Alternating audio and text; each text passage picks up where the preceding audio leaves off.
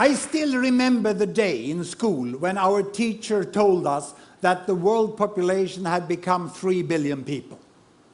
And that was in 1960. And I'm going to talk now how world population has changed from that year and into the future. But I will not use digital technology as I've done during my first 5 TED Talks. Instead, I have progressed. And I am today launching a brand new analog teaching technology that I picked up from IKEA. This box contains 1 billion people. And our teacher told us that the industrialized world, 1960, had 1 billion people. And the developing world, she said, they had 2 billion people. And they lived away then. There was a big gap between the 1 billion in the industrialized world and the 2 billion in the developing world. The industrialized world, people were healthy, educated, rich, and they had small families. And their aspiration was to buy a car. And in 1960, all Swedes were saving to try to buy a Volvo like this. This was the economic level at which Sweden was. But in contrast to this, the developing world, far away, the aspiration of the average family there was to have food for the day. And they were saving to be able to buy a pair of shoes. There was an enormous gap in the world when I grew up. And this gap between the West and the rest has created a mindset of the world which we still use linguistically when we talk about the West and the developing world. But the world has changed, and it's overdue to upgrade that mindset and that taxonomy of the world and to understand it. And that's what I'm going to show you. Because since 1960, what has happened in the world up to 2010 is that a staggering 4 billion people have been added to the world population. Just look how many. The world population has doubled since I went to school. And of course, there has been economic growth in the West. A lot of companies have happened to grow the economy, so the Western population moved over to here. And now their aspiration is not only to have a car, now they want to have a holiday on a very remote destination, and they want to fly. So this is where they are today. And the most successful of the developing countries here, they have moved on, you know, and they have become emerging economies, we call them. And they are now buying cars. And what happened a month ago was that the Chinese company Geely, they acquired the Volvo company. And then finally the Swedes understood that something big had happened in the world. You know? So there they are.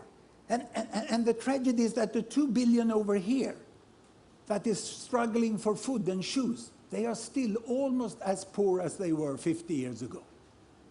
The new thing is that we have the biggest pile of billions, the 3 billions here, which are also becoming emerging economies. Because they are quite healthy, relatively well educated, and they already also have 2 to 3 children per woman, as those have. And their aspiration now is, of course, to buy a bicycle. And then later on, they would like to have a motorbike also. But this is the world we have today. No longer any gap. But the distance from the poorest here, the very poorest, to the very richest over here, is wider than ever. But there is a continuous world from walking, biking, driving, flying. There are people on all levels, and most people tend to be somewhere in the middle. This is the new world we have today, in 2010. And what will happen in the future? Well, I'm going to project into 2050. I was in Shanghai recently, and I listened to what's happening in China, and it's pretty sure that they will catch up, just as Japan did. All the projections. This one will grow with 1 to 2 or 3%, and this grows with 7, 8, and then they will land up here. They will start flying. And these lower middle income countries, the emerging economies, they will also forge forwards economically. And if, but only if, we invest in the right green technology so that we can avoid severe climate change and energy can still be relatively cheap, then they will move all the way up here. And they will start to buy electric cars, isn't it? This is what we will find there. So what about the poorest 2 billion? What about the poorest 2 billion here? Will they move on? Well, here population comes in, because there we already have 2 to 3 children per woman, family planning is widely used, and population growth is coming to an end. Here population is growing. So these 2 billions will in the next decades increase to 3 billions, and then will thereafter increase to 4 billions. There is nothing but the nuclear war of a kind we've never seen that can stop this from happening, because we already have this in process. But if, and only if, they get out of poverty, they get education, they get improved child survival, they can buy a bicycle and a cell phone and come here, then population growth will stop up there in 2050. We cannot have people on this level looking for food and shoes, because then we get continued population growth. And let me show you why, by converting back to the old-time digital technology.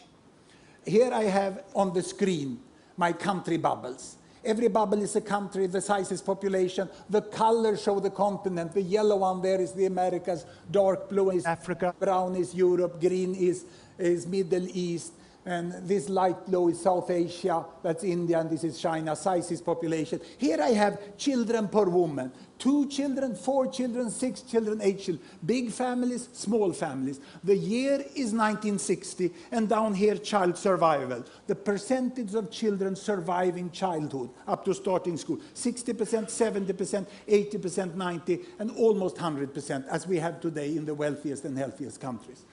Look, this is the world my teacher talked about in 1960. 1 billion Western world here, high child survival, small families, and all the rest, the rainbow of the developing countries, with very large families and poor child survival. What has happened? I start the world. Here we go. Can you see, as the year passed by, child survival is increasing. They get soap, hygiene, education, vaccination, penicillin, and then family planning. Family size is decreasing. They get up to 90% of child survival, then family is decreasing. Also the Arab countries in the Middle East is falling down there. Look, Bangladesh catching up with India. The whole emerging economy world joins the Western world with good child survival and small family size, but we still have the poorest billion. Can you see the poorest billion? Those boxes I had over here? They are still up here, and they still have a child survival of 70 to 80%, meaning that if you have 6 children born, there will be at least 4 who survive to the next generation, and the population will double in 1 generation. So the only way of really getting world population to stop is to continue to improve child survival to 90%. That's why investments by Gates Foundation, UNICEF and aid organization, together with national government in the poorest countries, are so good, because they are actually helping us to reach a sustainable population size of the world. We can stop at 9 billion if we do the right things. Child survival is the new green. It's only by child surviving that we will stop population growth. And will it happen? Well, I'm not an optimist. Neither am I a pessimist. I'm a very serious possibilist. It's a new category, where we take emotion apart and we just work analytically with the world. It can be done. We can have a much more just world with green technology and with investments to alleviate poverty and global governance. The world can become like this. And look at the position of the Old West. Remember when this blue box was all alone, leading the world, living its own life? This will not happen. The role of the Old West in the New World is to become the foundation of the modern world. Nothing more, nothing less. But it's a very important role. Do it well and get used to it. Thank you very much.